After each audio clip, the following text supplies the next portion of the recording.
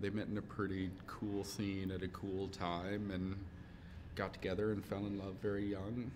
Yeah. And in a way that also was very specific to this story, that they were kind of amongst a group of people who were sowing their oats, and these two decided to get together pretty early on.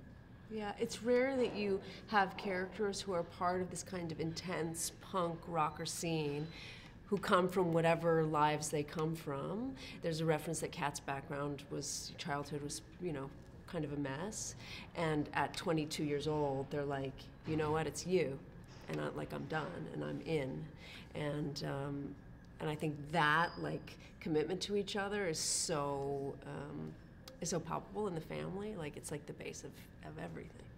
I think that's true, and just the simple fact that you have a functional couple living within the counterculture, because I think usually in films that's such a hallmark as to people with screwed up existences and screwed up families, and these guys are really punk rock and yet totally awesome and a fantastic family. And I think because of that, Mia, who's the more type A of the family of four, really is the black sheep in a way. Yes. Because she has more traditional interests, but at the same time, because of this family's acceptance of the freaks, she's really tremendously loved for exactly who she is. I think there's such a perfect mix of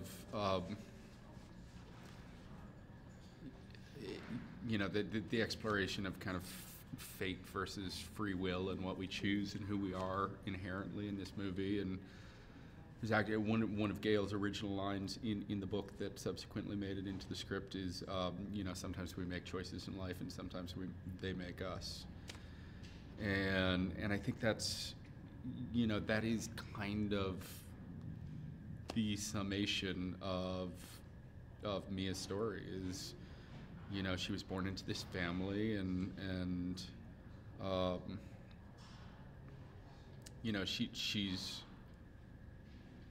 she's partially nature and partially nurture, and this whole kind of mess of beautiful, wonderful things, and I think Adam's character is really part of that. Somebody that she never would have necessarily picked for herself, but makes perfect sense. In psychology they talk about how you either marry your mother or your father, and Adam is kind of the representation of both of us. He would more naturally fit into this family, and so there's something about that she recognizes that feels like love when she's with him. She's a movie star, that girl. She's so wonderful. We both had this kind of jaw-dropping moment when we were shooting the backyard concert scene.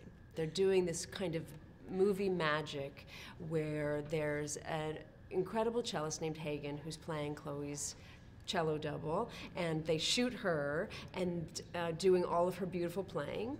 And so we had watched that over and over again, moved in awe.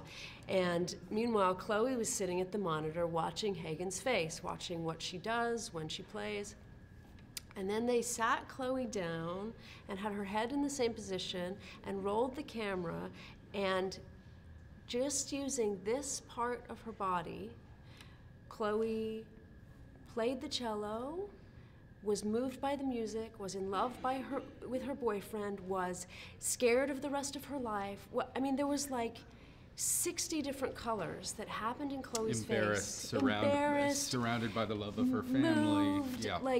She was 5 years old, she was 40 years old, she was a music connoisseur. She was so many different things in those, 3 minutes that the camera was rolling. And it was just this part of her body. And we were they called cut, and both of us were she is right where she needs to be. She's very special. Yeah, that was the moment where you go, oh, that's what makes somebody a movie star. That rare ability to do to exactly be so that. present and naked and strong and all of it, you know, it's just like awesome. And also a total sweetheart and a goofball. Yeah, and talks about chocolate chip cookie recipes, and like she's a teenager too, like actually really normal teenager, and she's just great. First and foremost, I think RJ cares so very deeply about this story and has it in his bones. Yeah. I mean, there's nothing that you can stump him with. He is, you know, he's lived with these characters, which as an actor, especially with a first-time narrative director, is such a gift, and so rarely happens where somebody is just, you know, living in the hearts and minds and lives of these people. Yeah, he loves these people so much. He really does. And I think so much of that is probably from his documentary background that he's thought more about these characters than probably all the rest of us combined. And in addition to that, he's got a clear vision. He's a kind dude, and he's smart as hell.